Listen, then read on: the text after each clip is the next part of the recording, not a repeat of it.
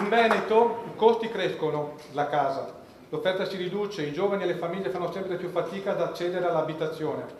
Serve un piano regionale per l'abitare. Residenzialità ma anche sanità. Da Mogliano Veneto il segretario regionale della CISL chiede più coraggio di fronte a quello che ormai da tempo viene definito inverno demografico. Fra 12 anni il Veneto potrebbe perdere fino a 467.000 lavoratori. Invertire la rotta è la priorità, anche tassando i grandi capitali. Per Paglini una questione di giustizia sociale. Chiediamo un riequilibrio della tassazione. Oggi abbiamo le rendite finanziarie tassate al 26% e il lavoro, chi va a lavorare paga con l'aliquota marginale al 50%. Mi pare un po' squilibrata questa cosa. Peraltro il gettito IRPEF in Italia lo pagano pensionati e lavoratori dipendenti al 95%.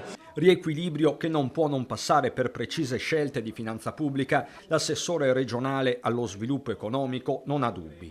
Immaginare di liberare risorse per aumentare la capacità di questo Paese su questioni belliche di fronte a una questione sociosanitaria che è del tutto evidente, io ci penserei 10 volte.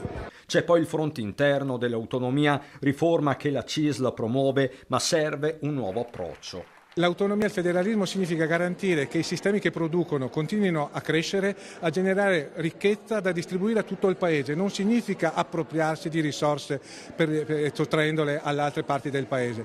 Quindi crediamo che l'autonomia e il federalismo fiscale devono essere narrati diversamente. E questo all'indomani di un passaggio storico per il sindacato, l'approvazione al Senato della legge sulla partecipazione diretta dei lavoratori nella gestione delle imprese, dall'acquisizione di quote all'ingresso nel CDA, passando per il modello tedesco che prevede comitati di sorveglianza.